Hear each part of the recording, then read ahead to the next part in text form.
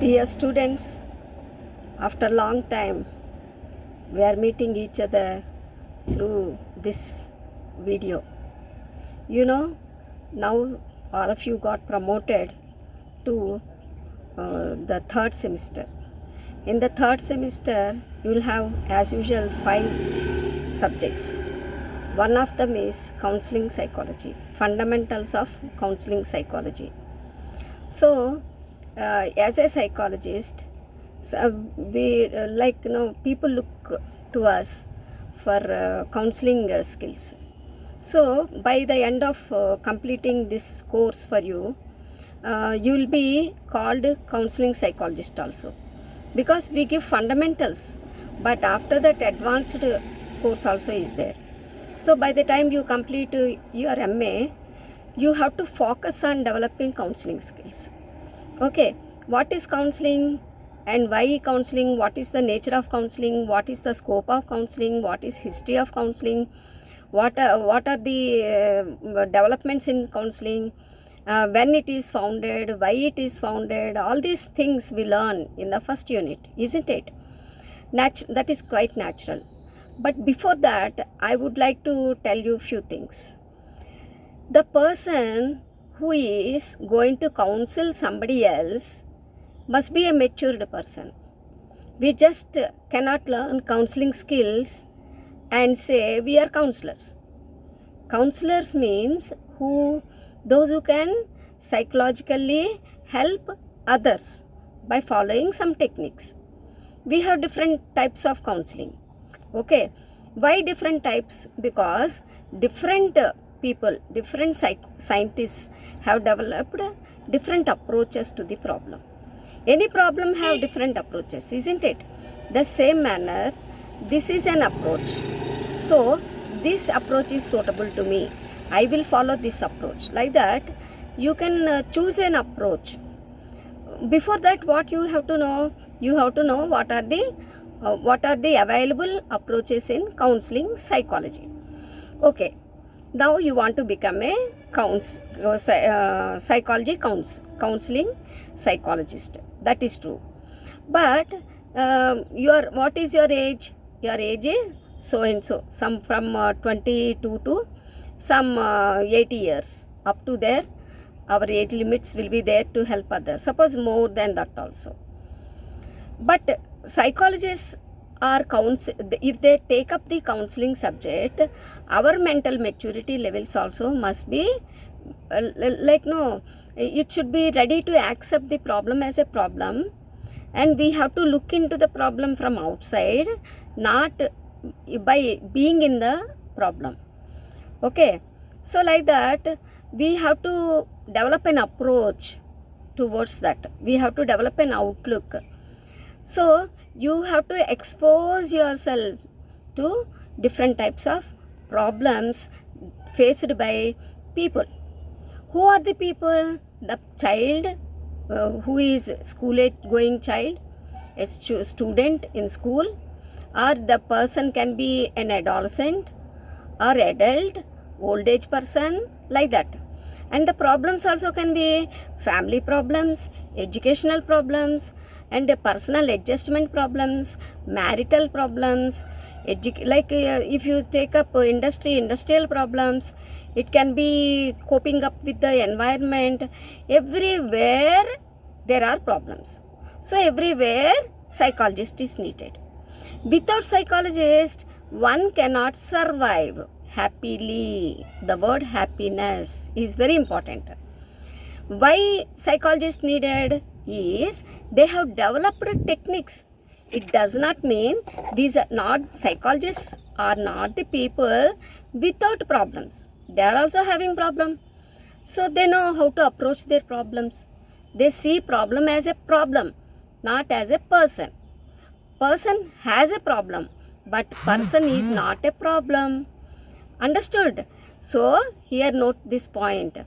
Problem is a problem, but the person is not a problem. Person is separate from problem. So the problem arises because he is in the situation. In order to adapt to this situation, he is facing some problem. So psychologists should not blame the person, never blame the person. Accept the person, then know the problem. Okay, you got the problem.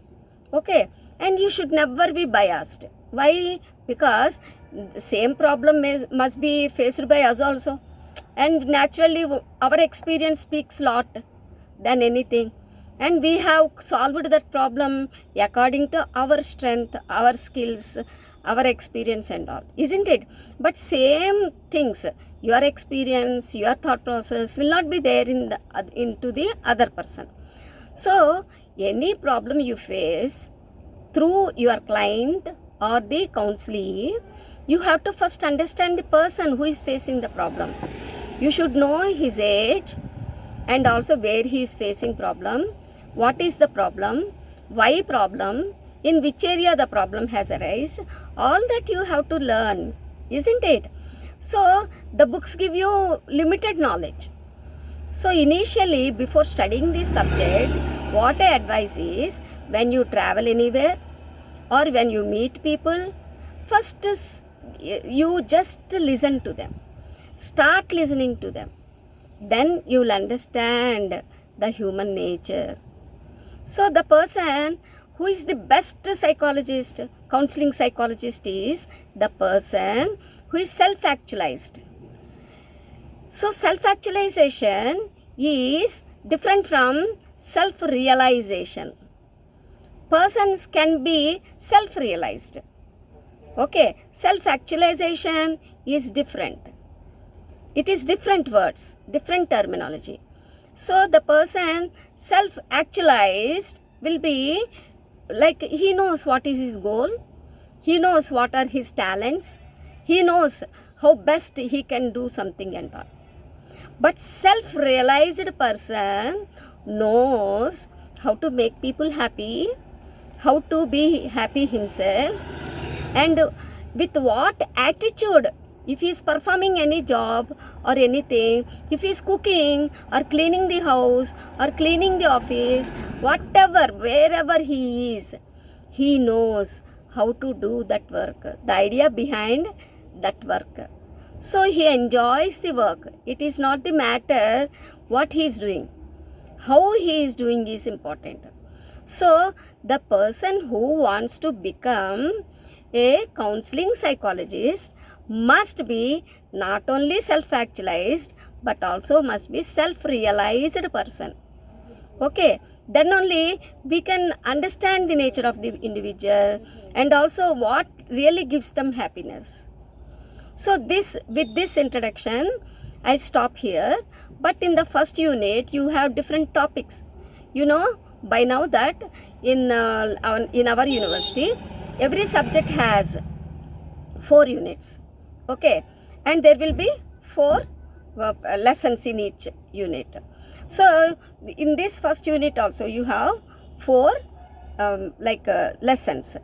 One deals with scope, nature, history and all, and the second one deals with factors contributing to counseling and guidance.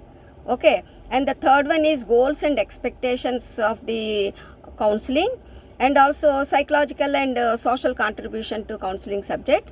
And also the fourth one is, that is theoretical perspectives, that is psychodynamic, psycho-cognitive and behavioral and humanistic approaches in counseling.